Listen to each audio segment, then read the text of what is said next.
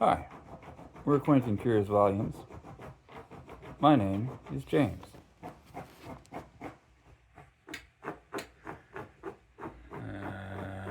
Little Louise is building a nest over in the corner. She just started it because she knew I was going to be making my month-end wrap-up video. Right, Weezy? Okay. I'll try and carry on. So, what did I read in March? Well, you probably remember that I read Bleak House. This was one of the ones that I said in my very first video, I'm going to read Bleak House this year. Guess what? Read Bleak House. For those who remember that one, I looked at one of the illustrations. Let me see if I can find that illustration. And said, look at this illustration. What's that about? I don't know. I haven't read the book. Well, now I know what it's about. And that illustration, I'm never going to find that illustration. Dang.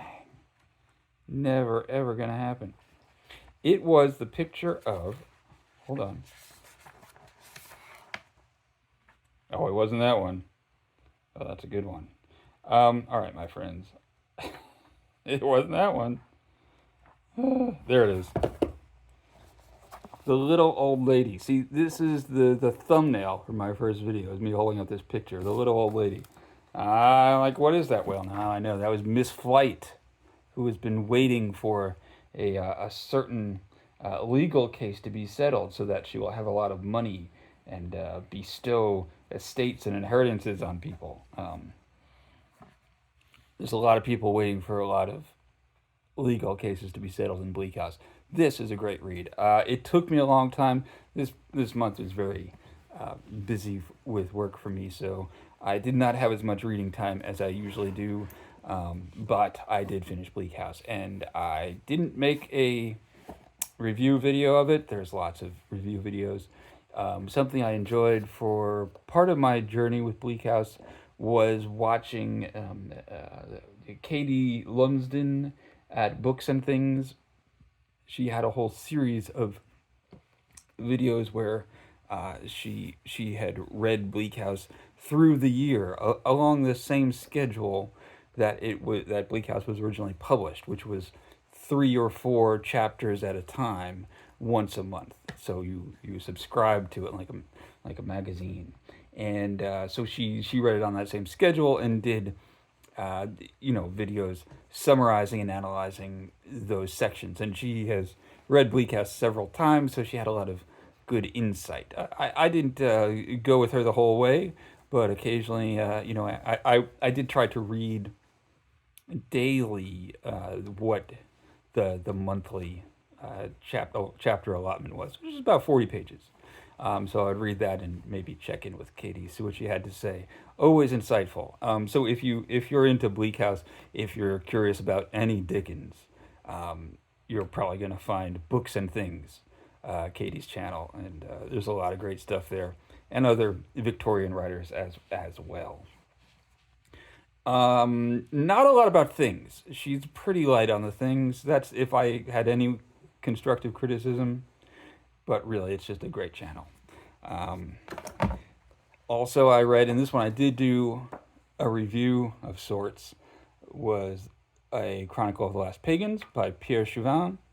This is a history book, a brief history, mostly about the Eastern Roman Empire and the change from official paganism to official Christianity, and kind of the messy process of that, mainly from the point of view of the pagans who were being displaced and having their temples converted into churches and their patronage dry up and their statues removed from the public square.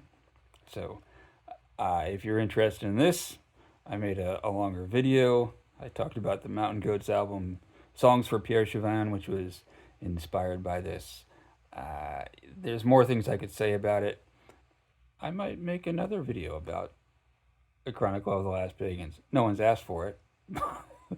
But I also read The 39th Steps by John Buchan, which was part of the Michael K. Vaughan's Roger's Cheap Old Book Club, where he reads old uh, adventure and pulpy and science fictiony things that are in the public domain. So last month's selection for that was The 39 Steps, an early novel of espionage and spycraft from the World War One era, and it does not read like something that old. It's pretty quick, pretty exciting. If you last year I read The Prisoner of Zenda for Roger's Cheap Old Book Club. I think that was the only one I did, but a similar kind of a quick little adventure, and also don't think too hard about a lot of things that happen in it, and you'll have a good time. Also, I read just over this last weekend. I reread, this is a reread for me, F. Scott Fitzgerald's The Great Gatsby, one of the great novels of all time. I read this uh, first when I was in high school. You know what got me to read this book? It was assigned. I read it before it was assigned.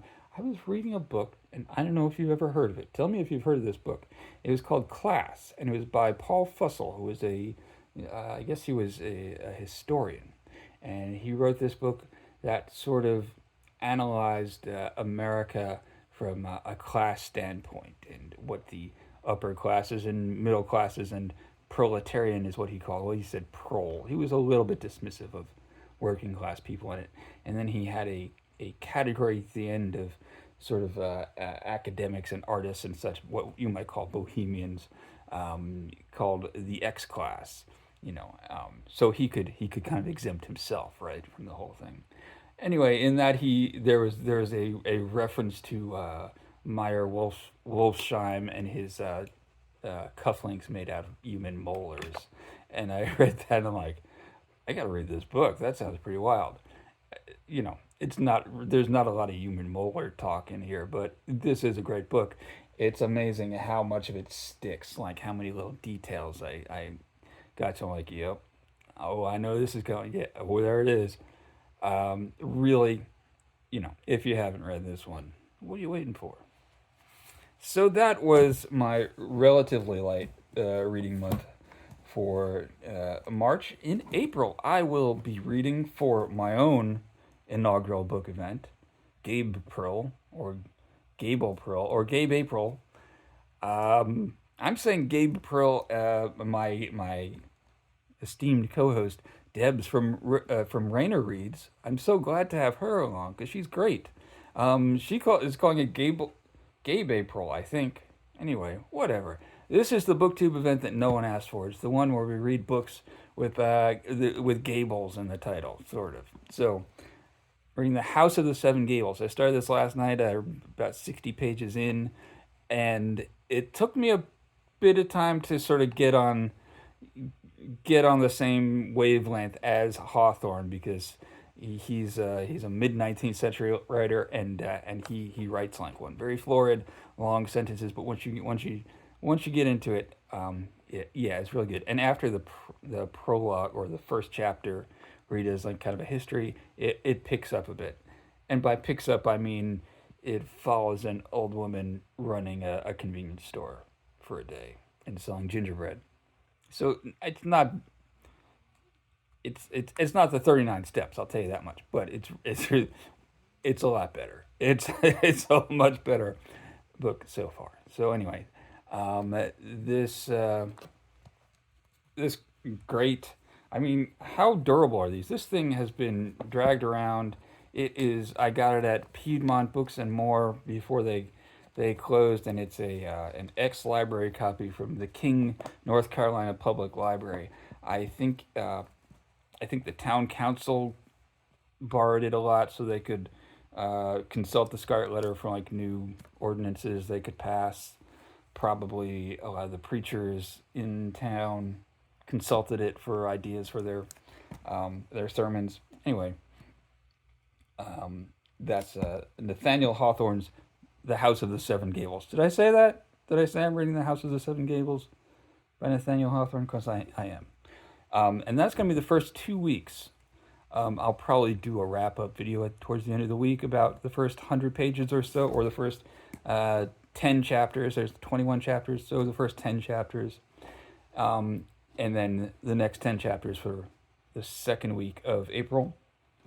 Then the third week of April, I'm going to be reading Henrik Ibsen's Hedda Gabler.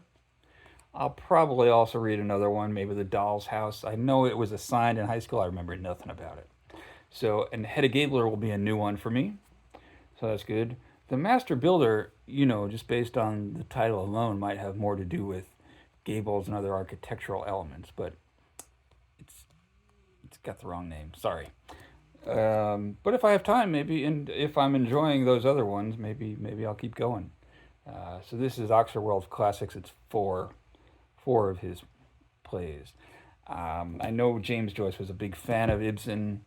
As I said, have not ever really read much, although it was assigned. And then for the last week of April, perhaps the most famous book about Gables, Anne of Green Gables, a Canadian children's classic about a young woman who lives in a house that has gables that have been painted green, or maybe she's assigned to paint them green. I don't know. I don't know a lot about this book. A lot of people love it. I might be too old for it. We will see. Also, I had thought of joining everyone in creation in reading Les Miserables this month, but I think I've got enough on my plate without adding that. And I started Within a Budding Grove last month. I'm not even tell you how few pages I've read. So I think I'm gonna continue with Within a Budding Grove this month as my French classic of choice. Y'all have fun with Les Miserables. I'll watch your summation videos, maybe. I'll watch them. I like you guys, whoever you are. So that is my plan for the month of April. If you're interested in joining Gabril, or you're going to put up some videos, so I have Debs at Rayner Reads is going to co-host, and Linda from Elder Talk, who has a nice channel as well. She's going to be posting her videos. She has a good channel that you should check out. I'll put a link in my description. She has some interesting videos about clearing up her property, some things you don't typically see on BookTube, and it's neat. I guess that's it. So on Saturday, on Friday, get it together, Rachel. Anyway, on Friday I made another visit to Piedmont Books and More here in Winston-Salem Book Club. I did another video where I talked about how they're going out of business. They're closing in another couple of days, so they had a 75% off their already low prices sale. So I went up there. I told my wife, I'm like, it's probably going to be pretty picked over. I'll be back soon. I got a lot of stuff again. So there might be there might be an unconscionably long book haul coming up later in the weeks. People seem to like my previous book haul, so maybe I'll do another one. Is similar, a lot of classics, a lot of old paperbacks, some weird things, but nothing quite as weird as some of the stuff I got last time. Anyway, it was kind of sad to go up there and see them for the last time. I wish them well. As I said, it was the best used bookstore in town. I don't think I ever quite appreciated it so much until I read that they were closing, and I thought about all the things that I appreciated about how they ran their place, and I will miss them. So if you have a used bookstore in your town, if you're fortunate enough, give them some patronage. You know what? A lot of you guys, you're on these 100 book challenges. You don't have to tell everybody. Just go there. Spend some money at the bookstore. I won't tell. No one's going to know. We're not surveilling your house. Make sure you're not sneaking books in on the side. Just go ahead. Just do it. All right. Thanks for watching. I'm going to be back later in the week with my part 2 of the Western Canon Starter Kit review. Okay. Thanks for watching. Bye.